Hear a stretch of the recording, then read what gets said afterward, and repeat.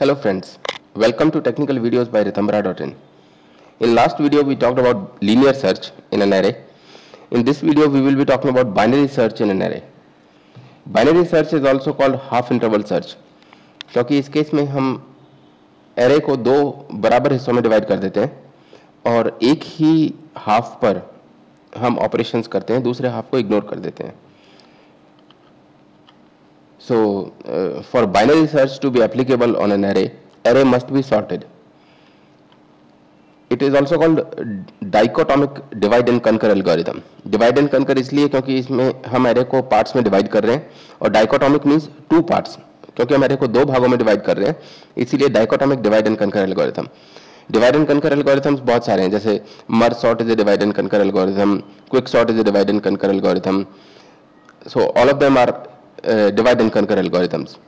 Binary search is also a divide and conquer algorithm. Divide and conquer algorithms में हम divide करते हैं array को दो या दो से ज़्यादा parts में, इस केस में दो parts में, और दोनों parts को individually solve करते हैं. इस केस में एक part को हम ignore कर देते हैं और दूसरे part पर दोबारा से binary search लगाते हैं और फिर last में जब हमें result मिल जाता है तो उस result को publish कर देते हैं. So it is saying the same, half the number of elements to be searched with each iteration. हर एक iteration में पहले हमारे पास n elements हैं, तो next iteration में हमारे पास n by 2 elements रह जाएंगे, उससे next iteration में n by 4 elements रह जाएंगे, उससे next iteration में n by 8 elements रह जाएंगे. इस तरह से every time we'll be dividing the number of elements by half. और अगर array में element नहीं मिलता है तो eventually number of elements will be less than 1. Less than 1 है तो वो सर्च नहीं किए जा सकते, इसलिए हम वहां से -1 रिटर्न कर देते हैं और कहते हैं कि the element to be searched does not exist in the array. So basically for binary search we will be requiring 3 pointers, low pointer, high pointer और middle pointer. Low pointer points to the first element of the current array, high pointer points to the last element of the current array and middle pointer points to the middle element of the current array. Initially low pointer पहले element को point कर रहा होता है, high pointer last element को point कर रहा होता है. फिर हम एरे को दो पार्ट्स में डिवाइड कर देते हैं और लो और हाई पॉइंटर्स को अकॉर्डिंगली एडजस्ट कर देते हैं. हम लोग चेक करते हैं कि क्या मिडिल पे जो वैल्यू है वो डेटा के बराबर है. Data is the value which we are searching for in the array. Data वो वैल्यू है जिसको हम एरे में सर्च कर रहे हैं. अगर वो डेटा के बराबर है तो इसका मतलब एलिमेंट मिल गया और वहीं पर रिटर्न करा दो कि भाई element found at this position. Otherwise अगर डेटा मिडिल एलिमेंट से छोटा है, और मिडिल एलिमेंट के बाद जितने भी एलिमेंट्स हैं वो सारे उससे बड़े हैं, because the array is sorted in ascending order. अगर एरे सॉर्टेड है, मिडिल एलिमेंट के बाद वाले सारे एलिमेंट्स उससे बड़े हैं, डेटा जो है वो मिडिल एलिमेंट से भी छोटा है, तो क्या मिडिल एलिमेंट के बाद वाले एलिमेंट्स को सर्च करने की भी ज़रूरत है? नहीं है ज़रूरत. तो इसलिए second half of the array को, राइट साइड वाली एरे को पूरी तरह से इग्नोर कर दो and repeat binary search on left half of the array.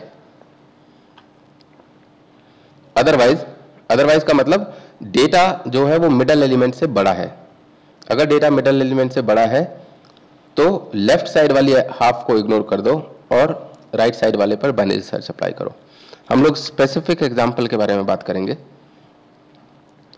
And finally if there is no remaining array to be searched, इसका मतलब अगर लो जो है वो हाई से बड़ा हो जाए, इसका मतलब कोई एलिमेंट ही नहीं बचा है, तो वहां से नॉट फाउंड या -1 जो भी है वो रिटर्न करा दो.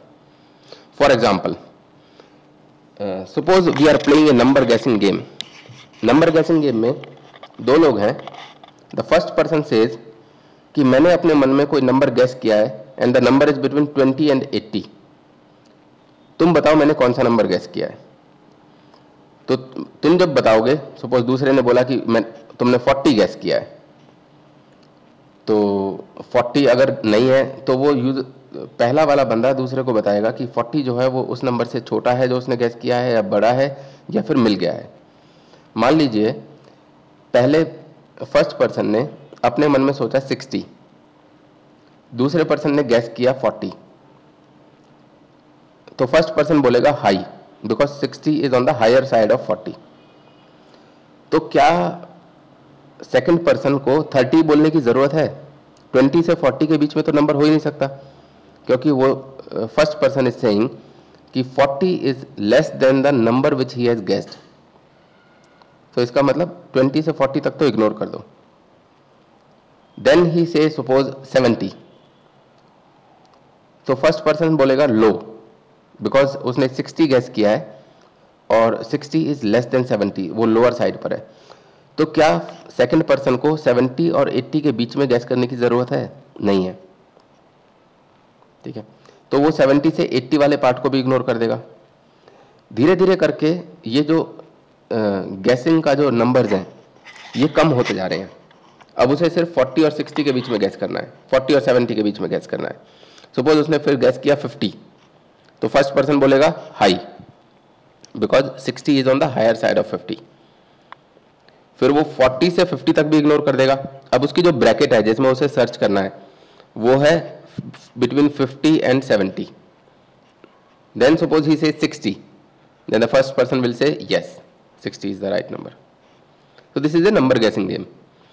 इस केस में जो क्वेश्चन बनता है वो ये बनता है कि how many times does the second person, suppose second person कहता है कि मुझे n चांस चाहिए, और n आपको कैलकुलेट करके बताना है ताकि हमेशा वो सही जज कर पाए।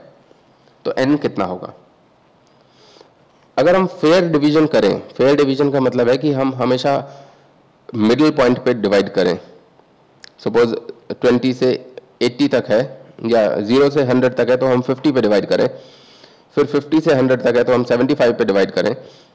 अगर हम हमेशा बीच में डिवाइड करेंगे तो we are always reducing the number by half. उस केस में if the total numbers to be searched is n, then in the worst case the second person will have to make log n guesses।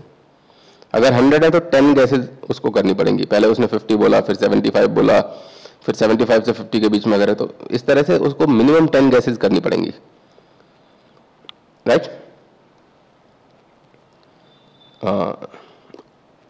Okay, सो 10 नहीं है actually, basically log n जब हम बोलते हैं तो log n to the base 2 होता है। So log of 100 to the base 2 whatever it is will be the answer। For example, मान लीजिए ये हमारी एरे है, इस एरे में we are searching for 33। So initially low will be 6 first element, high will be 97 last element, then we will calculate mid. So mid will be 0 plus 14 divided by 2, middle element।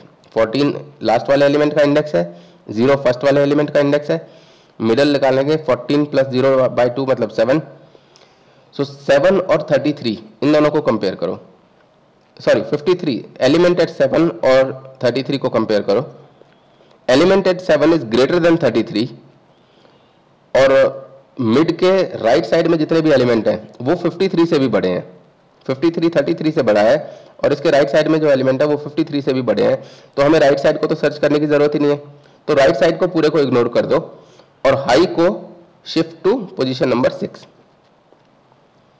We have shifted high to position number 6 क्योंकि अब element इसी half में मिलेगा। Then we will again calculate mid. Now mid will be 0 plus 6 divided by 2 which is 3। 3 पर जो element है 25 that is less than 33, data is greater then element at mid. अब क्योंकि डेटा एलिमेंट एट मिड से बड़ा है और mid से पहले जितने भी एलिमेंट है वो मिड से छोटे हैं, तो डेटा मिड और लो के बीच में तो मिल ही नहीं सकता। So we will move low forward, low को यहां पर ले आए। Again we will calculate mid. Now mid will be this, and again we will see that data at mid position is greater than 33, so we will move high to mid minus 1. Now low and high are equal, we will again calculate mid। mid is equal to low plus high divided by 2 मतलब 4 plus 4 divided by 2 मतलब 4, so mid भी यही होगा। element at mid 33 is equal to data and we will return mid। तो इस case में अगर आप देखें तो हमें ऑलमोस्ट हमने पूरी एरे सर्च किया है, लेकिन पूरी एरे को सर्च करने में हमने हाफ ऑफ द एलिमेंट्स को एट ईच इटरेशन इग्नोर किया है। पहली इटरेशन में हमने n/2 एलिमेंट्स को इग्नोर कर दिया, दूसरी इटरेशन में हमने n/4 एलिमेंट्स को इग्नोर कर दिया, तीसरी इटरेशन में n/8 एलिमेंट्स को इग्नोर कर दिया। इस तरीके से we have moved forward and the search is successful. अगर सर्च सक्सेसफुल नहीं होती, सपोज यहाँ पे 34 होता, तो हम लो को आगे बढ़ाते या हाई को पीछे करते। दोनों ही केसेस में लो हाई से बड़ा हो जाता और हमारा सर्च का जो क्राइटेरिया होता है वो वहीं पे रुक जाता। This is the search binary search algorithm, non recursive. So search criteria is while low is less than high, तभी तक हमें सर्च करना है। एक बार लो हाई से बड़ा हो गया या हाई लो से छोटा हो गया तो इसका मतलब है कि हमने पूरी एरे को घूम लिया है। And we have search the entire array and not found that value. So उस केस में लूप से बाहर आ जाओ और -1 रिटर्न करा दो। Otherwise calculate mid, mid is equal to low plus high divided by 2। Compare mid, data at mid with data, element at mid with data. अगर वो बराबर है तो वहीं से मिड को रिटर्न करा दो और हमें डेटा मिल गया है। अगर वो बराबर नहीं है और डेटा से छोटा है तो लो को आगे बढ़ा दो, low is equal to mid plus 1। Mid plus 1 इसलिए क्योंकि ना तो मिड पर जो एलिमेंट है वो डेटा के बराबर है, ना ही मिड से पहले वाले एलिमेंट डेटा के बराबर हो सकते हैं। तो हमें मिड प्लस 1 और हाई के बीच में सर्च करना है। सिमिलरली इस केस में हमें लो से लेकर मिड -1 के बीच में सर्च करना है। This is the recursive function for the same. Recursive function, जैसा मैंने लीनियर सर्च के टाइम पे भी बताया था, are always less optimal than non recursive version. Non recursive version में मेमोरी भी कम लगती है और टाइम भी कम लगता है। रिकर्सिव वर्जन में मेमोरी भी ज़्यादा लगती है और टाइम भी ज़्यादा लगता है। कभी कभी रिकर्सिव फंक्शन हमें इसलिए लिखने होते हैं क्योंकि वो इंप्लीमेंट करने आसान होते हैं from implementation point of view. For example binary tree का अगर pre order, in order, post order traversal recursively लिखते हैं तो वो बहुत ईजी है, 3 लाइन का कोड है। लेकिन अगर उन्हीं को इटरेटिवली लिखना पड़े तो वो काफ़ी कॉम्प्लिकेटेड कोड है। In recursive function also we are just dividing the array, mid is calculating mid is equal to low plus high divided by 2, and we are seeing if data at mid is equal to data then return m। Otherwise binary search को call करो उससे पहले वाले half के लिए या बाद वाले हाफ के लिए, depending on how element and data are compared. Some facts about binary search. Best case में binary search will take constant time on the order of 1। और ये बेस्ट केस कब आएगा? जब एलिमेंट पहले वाले मिड पोजीशन पे ही मिल जाए। हमने मिड कैलकुलेट किया, mid is equal to low plus high divided by 2, इसमें कांस्टेंट टाइम लगा। फिर हमने चेक किया कि if element at mid is equal to data, इसमें भी कांस्टेंट टाइम लगा। देन रिटर्न मिड, इसमें भी कांस्टेंट टाइम लगा। So binary search takes constant time if element is found at the first mid position, and that is the best case for binary search. Worst case क्या होगा? अगर data मिले ही ना तो, अगर डेटा मिले ही ना तो हम हर बार आधे एलिमेंट्स को इग्नोर करते जा रहे हैं। So the order complexity of binary search will be on the order of log n. If you don't understand these order complexities, then I will suggest you to go for any good data structure and algorithms book, or read articles on ritambara.in about the same. And average case will be on the order of log n. Space complexity. If we are using a non-recursive version, then it is not taking any extra, it is taking only constant extra space. But if we are using recursive function, तो जब भी function दोबारा से call करेगा अपने आप को, तो उस फंक्शन की एक्टिवेशन रिकॉर्ड बनेगा स्टैक के ऊपर, and hence lot of extra memory will be there. So each time a function is called, it will consume a constant amount of memory. और फंक्शन कितनी बार कॉल होता है? वर्स्ट केस में log n बार। So total amount of extra space in case of recursive version will be on the order of log n। Examples of applicability. Binary search is very applicable on dictionary. Dictionary में सारी चीज़ें sorted होती हैं। A से जो नाम है वो पहले आएंगे, B से नाम जो है वो उसके बाद आएंगे, C से नाम जो है वो उसके बाद आएंगे, और Z से जो नाम है वो लास्ट में आएंगे। और विद इन दैम ऑल्सो जो A से नाम है वो पहले आएंगे, जो A B से नाम है वो बाद में आएंगे। So since elements are sorted, the entire data in the dictionary और telephone directory are sorted, so binary search makes an obvious choice. Binary search tree भी यही करता है। सो बाइनरी सर्च ट्री में भी हम ऐसे ही जाते हैं, हम रूट पे वैल्यू को देखते हैं, अगर वो उससे बड़ी है तो उसके लेफ्ट सब ट्री को पूरा इग्नोर कर दो। सिमिलरली अगर रूट पर जो वैल्यू है वो डेटा से छोटी है तो उसके लेफ्ट सब ट्री को पूरी तरह से इग्नोर कर दो। So in any case we are ignoring either the left sub tree और the right sub tree completely, hence it's a binary search. Some questions related to binary search. 1. Sorted array is rotated around a pivot. For example, if the array is this 5, 15, 25, 35, 45, तो हमने इसको दो पे rotate कर दिया। पहली बार rotate करेंगे तो क्या होगा, 5 लास्ट में आ जाएगा, 15, 25, 35, 45 5 हो जाएगा, और दोबारा रोटेट करेंगे तो 15 जो है वो 5 के लास्ट में चला जाएगा और हमारे पास एरे आएगी ये 25, 35, 45, 5, 15। So this is A rotated array. ये सेकंड एलिमेंट पर रोटेटेड है, मतलब यहां पर ये रोटेटेड है।